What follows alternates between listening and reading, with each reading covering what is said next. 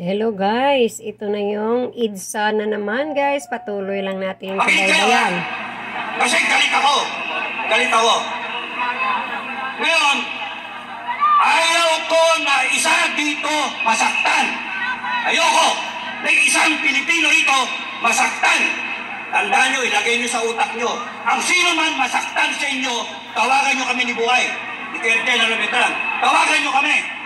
The moment na may isang Pilipino rito, ang masaktan, isa lang ang requirement ko. Strike one lang. May isa lang pokpokin dito, may isa lang itirgas dito, may isa lang iposas dito. I will declare a people's revolution. Lahat tayo.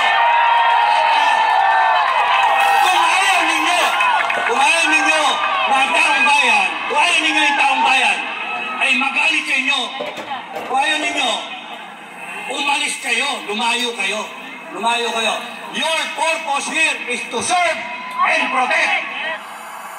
Ayun.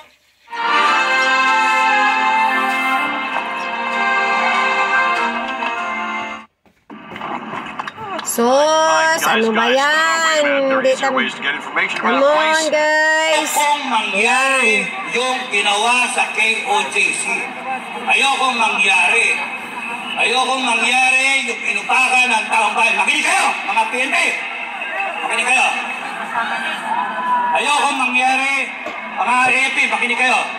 Ayokong mangyari yung ginawa ng mga institusyon sa mga Pilipino. Huwag niyong gagamitin yung batas laban sa mga taong bayan. Makinig kayo ha. Kasi galit ako. Ngayon, ayaw ko na isa dito masaktan. Ayoko na isang Pilipino rito masaktan. Tandaan nyo, ilagay nyo sa utak nyo. Ang sino man masaktan sa inyo, tawagan nyo kami ni Buhay. Ni Kerte na Lumitran. Tawagan nyo kami. The moment na may isang Pilipino rito, ang masaktan, isa lang ang requirement ko. Strike one lang. May isa lang pokpokin dito, may isa lang itirgas dito, may isa lang iposas dito. I will declare a people's revolution. Lahat tayo.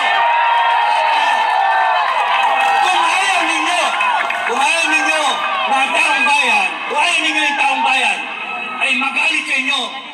Kung ayaw ninyo, umalis kayo, lumayo kayo. Your purpose here is to serve and protect. You protect the people. Hindi yung kayo ang magsasakit sa tao. Hindi yung kayo ang mambabambo, ang titirgas kayo. Subukan nyo, isa lang. Alam nyo ba, that's my first order. Isa lang ang saktan dito, sabihin nyo sa akin. Tatayuan namin kayo. Isa lang. Kaya pagka meron dito na masaktan, meron dito, it will be in effect a people's revolution. And babalik ako sa gobyerno. Mag-a-apply ako sa gobyerno. Babalikan ko kayo lahat sa gobyerno. Mag-a-apply ako janitor. Oh, sino yung mga janitor ko? Mga janitor, taas sa kamay. Dami kong janitor. Taas sa kamay. Alam niyo bakit janitor applyan ko? Lilinisin ko ang angas ng gobyerno. Lilinisin ko ang bulok na sistema. Papatayin ko lahat. Kaya nga, ang isipin ninyo, kailangan ko ang sovereign will ninyo. Ibalik natin ang death penalty. Ibalik natin. Ang sino man gumalaw sa inyo, kaaway natin. Huwag kayong papayag na upakan tayo. Huwag kayong papayag na upakan kayo. Huwag. Pansaan nyo to. Hindi kayo alipin sa bansa ninyo. Hindi kayo kriminal sa bansa ninyo. Ngayon, pangalawa. 3 araw ko nang pinipigilan ang FGF sa Mindanao. Kating-kating na sila. Kaya sinabi ko sa kanila, kung merong masaktan dito, babakas ang buong Mindanao. Babakas sila. Totoo yan. Nakahanda sila. At kung gusto ninyo ng civil war, magkakaroon tayo ng civil war. Ninyo, tatakutin nyo kami. Ninyo, saan galing ang kapangyarihan? Saan? People of the Philippines, sa taong bayan. Saan? Sino nag-aproba ng konstitusyon? Taong bayan. Sino? ang sumumpa sa konstitusyon? Presidente, down the line. AFP, PNP, Presidente, Vice President, Senator, Congressman. Lahat kayo sumumpa that you will uphold the Constitution. Anong ginagawa nyo? Bakit nyo binababoy? Tama ba na ang mandate ninyo ay kumampi kayo sa dagatik? Tama ba na kumampi kayo sa magnanakaw, sa mga buhaya? Tama.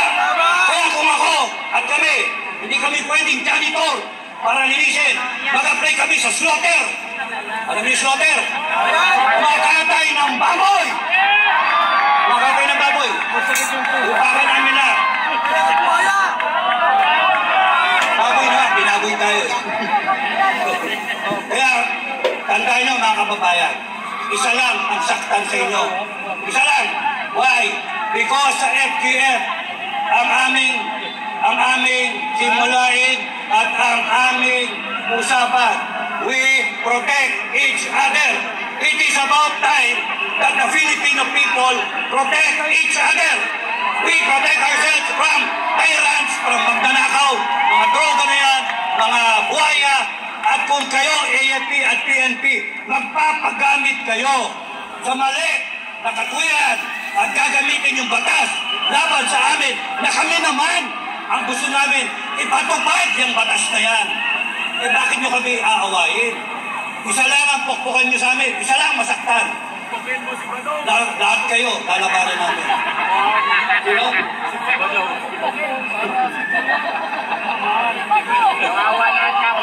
Wala si Padong. Padong! Padong! Pinapanood kita. Pinapanood kita. PNP, ang una yung pukpukin. Ngayon, tama ba, pagka nakasakay kayo sa sasakyan, na pagka flat tire na, papaandarin niyo pa yung sasakyan? Hindi. Tama ba na ipipilit paandarin yung sasakyan? Kung sino man yung driver na yan, patatakbo yung sasakyan? Hindi. Anong gagawin? Normal. Ipapalit mo yung spare tire. Sino spare tire niya? Si Sara. Si Sara. Okay? Pagkapalpak yung inyong gulong na umaandar tayo, hindi pwedeng ipilit natin at kakabog-kabog na ngayon. Ang buntis makukunan. Hindi pwede tayo makakaabot sa paroroonan natin. Makinig ka, Bangag! Ang ating Bongbong, Lisa Butod, makinig! Ang spare tire. Malulubak tayo.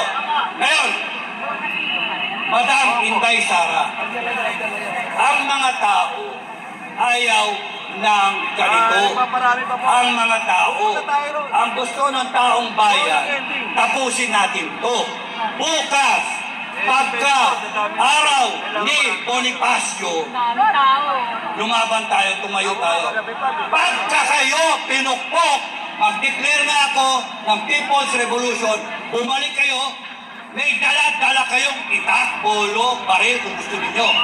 We will protect ourselves. We will protect ourselves. Kaya ang unang putok, tandaan niyo yung kwento ko, sa Makati, ang unang putok manggaling sa gobyerno, hindi ko sa mga nagre-rebelde. Yun yung kwento ko. And naayos ang sitwasyon noon. Lahat sila may bala, may baril. Pero naayos.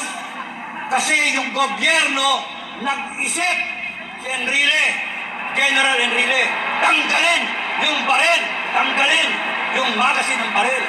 Kaya kayo na matino sa gobyerno, mag-isip kayo. Tanggalin ninyo yung bala ninyo. Tanggalin nyo yung isip ninyo na uutusan ninyo na sasaktan nyo ang taong bayan.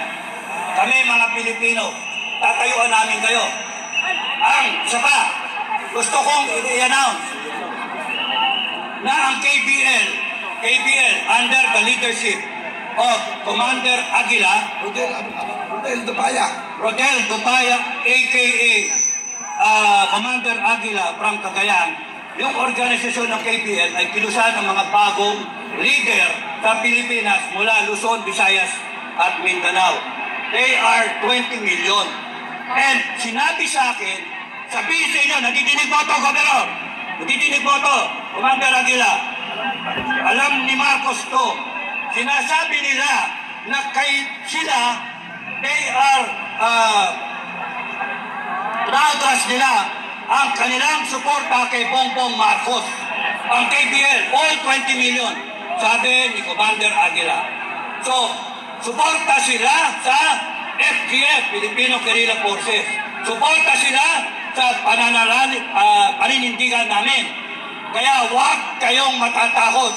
Pag kami nangyari sa inyo, I declare a People's Revolution. Bumalik kayo dito, mag-armas kayo. Bumalik kayo, may kutsilyo, itak, bambo, tubo. Sino tinakot nyo? Takot ba kayo? Uuwi na ako, Kap. Ako na yan. Uuwi yan. Matubo ako, Kap. Hindi ko nakikita nyo na itubon na armas ko. Tubo na yan. Ano mo na? Stock, kasama ka sa stock. Sinabihan ako, fighting group. Huwag daw ako mag-encourage. But anyway, sinabi ko na yung gusto ko sabihin. Okay? Mag-invite kayo ng mga kababayan. Mag-tipon-tipon dito para magdasal. Okay? Ang sinasabi ko is, kung merong mananakit sa inyo, sabihin nyo, no? Ang nangyayari kasi dito, takutan eh. Ang gusto ko ipakita ninyo na hindi kayo natatakot, na nasa tama kayo. Gusto ko ipakita, galit kayo, para sila mag-react.